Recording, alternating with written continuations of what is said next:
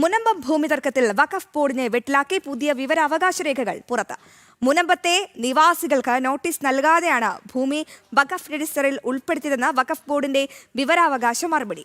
ഭൂമി ഏറ്റെടുക്കും മുൻപ് ഫറൂഖ് കോളേജിൽ നിന്ന് മാത്രമാണ് ഇത്തരം വിശദീകരണം തേടിയതെന്ന് സമ്മതിച്ചിരിക്കുകയാണ് വഖഫ് ബോർഡ്. സുപ്രീം കോടതി വിധികളുടെയും വഖഫ് നിയമത്തിന്റെയും ലംഘനം വ്യക്തമായെന്നും ഈ ഭൂസംരക്ഷണ സമിതി പറയുന്നു. വിവരങ്ങളുമായി മിഥുൻ അയ്യപ്പൻ ചേരുന്നുണ്ട്. മിഥുൻ, ഈ വഖഫ് ബോർഡിനെ വെട്ടിലാക്കുന്ന വിവരങ്ങളാണ് പുറത്തു വരുന്നത്. എന്തൊക്കെയാണ് ആ കാര്യങ്ങൾ?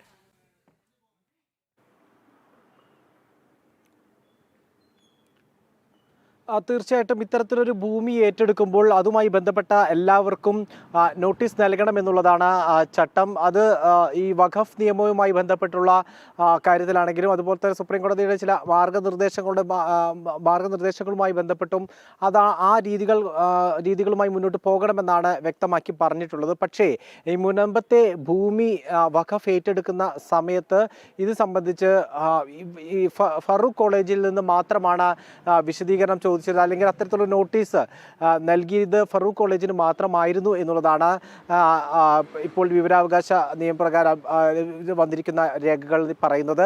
നേരത്തെ ഇത് സംബന്ധിച്ചുള്ള വിവരങ്ങൾ നേരത്തെ തന്നെ പുറത്തു വന്നിരുന്നതാണെങ്കിൽ പോലും ഒരു രേഖ എന്നുള്ള നിലയ്ക്ക് പുറത്തു വരുന്നത് ഇതാണ്.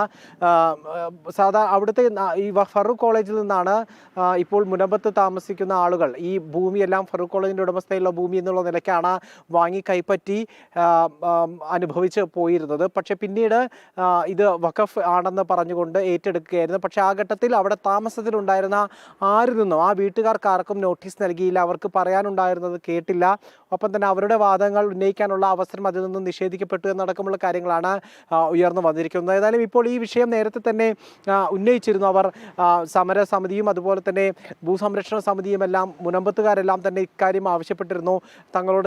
തങ്ങളുടെ കാര്യങ്ങൾ കേൾക്കാനോ അല്ലെങ്കിൽ വിശദീകരണം കേൾക്കാനോ അല്ലെങ്കിൽ ഒരു നോട്ടീസ് പോലും തങ്ങൾക്ക് ലഭിച്ചിരുന്നില്ല എന്നുള്ള കാര്യം നേരത്തെ ഉന്നയിച്ചിരുന്നാണെങ്കിൽ പോലും ഇപ്പോൾ ഒരു രേഖയായിട്ട് പുറത്തു വരുന്നത് ഇപ്പോഴാണ് എന്നുള്ളതാണ്. ഏതായാലും ഇപ്പോൾ രേഖകൾ ലഭിച്ച സ്ഥിതിക്ക് ഇത് വഖഫ് ട്രിബ്യൂണലിൽ സമർപ്പിച്ച അത്തരത്തിലുള്ള നീക്കങ്ങളിലേക്ക് പോകുമെന്ന് ഇപ്പോൾ ഭൂസംരക്ഷണ സമിതി വ്യക്തമാക്കിയിരിക്കുകയാണ്. ഭൂസംരക്ഷണ സമിതി അടുത്തിടെ ഈ സമരം അവസാനിപ്പിച്ച് രംഗത്തെത്തിയിരുന്നു. അതായത് കരമടയ്ക്കാനുള്ള അനുമതി ലഭിച്ചതോടുകൂടി തീർച്ചയായും മിഥുൻ, അത് തന്നെയാണ് ഈ മുനമ്പം ഭൂമി തർക്കത്തിൽ വഖഫ് ബോർഡിനെ എന്തായാലും വെട്ടിലാക്കിക്കൊണ്ട് പുതിയ വിവരാവകാശ രേഖകളാണ് പുറത്തു വന്നിരിക്കുന്നത്. ആ വിവരാവകാശ രേഖയിലെ ഏറ്റവും സുപ്രധാനമായ വിവരങ്ങളാണ് പ്രേക്ഷകരുമായി ഞങ്ങളുടെ പ്രതിനിധി മിഥുൻ പങ്കുവച്ചത്.